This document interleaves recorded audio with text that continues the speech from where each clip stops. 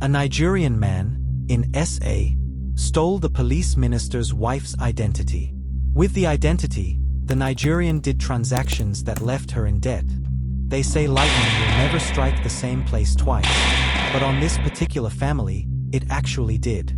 Because, prior to this, a prisoner, inside prison, managed to defraud money from people close to the minister, using the minister's phone numbers. Real movie stuff. Comments on my previous videos say that the nation is a movie, and to be honest, I do agree.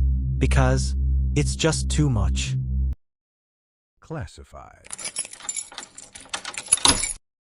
This began in 2023, when the wife of the nation's Minister of Police wanted to buy a new car. Just like all citizens, she applied for finance. After working hard, she deserved to spoil herself, and she wanted to. She was happy, and she did not expect the disappointments that soon followed. She did not expect it at all. Her mood changed when the application was denied. She was told that her name had been flagged amongst problematic borrowers, and that she was blacklisted. This was a surprise to her. According to her, all her debts were up to date, with no skipped or delayed payment. Something was off. With the aim of clearing her name, she started to investigate. Working with the bank, they managed to identify transactions and activities that she did not know. These transactions dated back to 2022. Looking at the statements, they noticed some dubious transactions. Someone had stolen her identity, together with her banking details. Using her identity, the thief bought 2 phones from a retailer based in Johannesburg. After buying, the thief paid for the initiation fees using her money. No additional payments were done, which then led to her blacklisting. This was not her doing. It was vivid that her identity had been stolen. This left the family worried. She was a victim of identity theft. With this knowledge, the authorities were informed, and investigations launched. As they tried to get to the bottom of this, the authorities went to the retailer that had sold the phones. They looked at the retailer's records and managed to obtain the point of sale data. The data gave the authorities the international mobile equipment identities for the 2 phones. Each and every cell phone is given a phone identity number during manufacturing, ensuring that each phone can be distinguished from others. The phone identity number is like a fingerprint for the manufactured phone, and can also be used to track the phone. Network operators can use this number to identify all devices, for preventing the use of stolen or unauthorized phones. So, using the phone identity numbers, the authorities tracked the location of the 2 phones. In addition to the international mobile equipment identities, the point-of-sale data also gave them the SIM and mobile numbers used on the 2 phones. With this information, the authorities managed to get the identity of the man who owned the 2 SIMs that were being used on the 2 phones. Mr. Edwin Okeke. The identity thief was a Nigerian man. This was a big breakthrough. A breakthrough that was welcomed by the minister and his wife. The investigations had legs and were moving. The authorities then did a residence check on Edwin and got his real address in KZN. With the address, they began doing physical surveillance as they gathered more evidence and also tried to get all the role players involved. After gathering evidence and following Edwin for months, the authorities finally conducted a pre-planned operation in June 2025. Edwin was arrested for identity theft and fraud.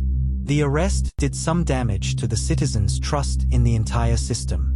If credit providers fail to notice it, when someone is illegally using the identity of a member of the National Assembly to obtain a loan, there is no way they will notice it when a nobody's identity is illegally used. This does not help the confidence at all, especially considering the fact that this was not the first time the family was involved in an identity theft issue. The 9th of August 2018. As the minister tried to access his WhatsApp, he noticed that his phone did not have network, which was strange. Thinking it was just a technical problem, he repeatedly switched his phone on and off, but that did not solve the problem. As they fought with the phone, a family member received a call from a friend of the minister. The friend told them that he was worried because he could not get hold of the minister after receiving messages from the minister asking for money. The minister was shocked when he heard this and confirmed that something was wrong with his phone and that it was not him who had sent the message. With frustration, the minister went to Vodacom offices to report. At the offices, he was told that he had recently done a SIM swap, which shocked him further. He then told them that he did not authorize the swap. It was vivid that something was off, so they both went to open a case at Santon police station. The SIM swap was reversed. He thought this was over, but was surprised again, days after, when he received a call from someone saying that he was frustrated that the minister had not sent him his money, as agreed. The man said he had deposited 5,000 rands, using bank details that was sent to him by the minister, after being promised that the minister was going to send his money back. This was all news to the minister. Convincing the man that he did not know anything was very difficult.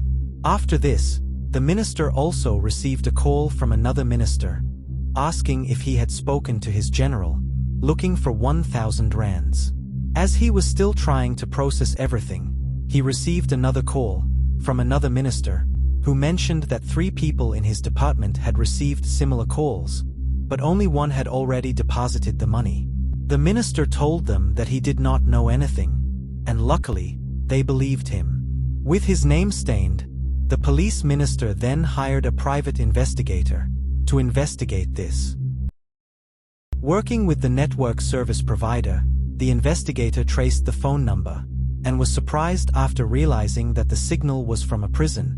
The device was inside a prison. Further tracking revealed that the SIM was being used by an inmate and a prison warder. Zooming in on the prisoner, the investigator realized that the prisoner had facilitated the entire operation.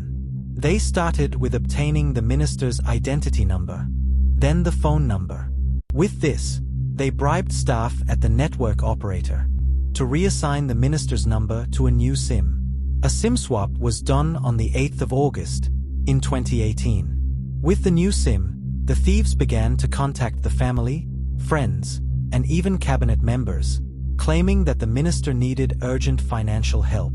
They had managed to defraud a few people. The warder was arrested, and more charges added to the prisoner's file. He was already in prison for theft, robbery, and possession of a firearm. So, Edwin was not the first person to steal an identity within the family. Someone had already done that. But Edwin's arrest left people happy. On the day of the arrest, the authorities got 3 different passports from him. He submitted one that he claimed to be his. The authorities, working with the Nigerian embassy, managed to determine that the document was fake. The document did not show on the system. When they looked at the records, the authorities realized that Edwin was married to a South African lady. Looking at the dates, they saw that Edwin arrived in the country on the 21st of February in 2009. He got married on the 18th of March in 2009, just 3 days before the expiration of his stay. This raised some eyebrows, and the authorities began to investigate the marriage. They identified Edwin's wife, but when they spoke to her, the lady told them that she had never been married before, and that she did not know anyone named Edwin Okeke. Apparently, this was an illegal marriage.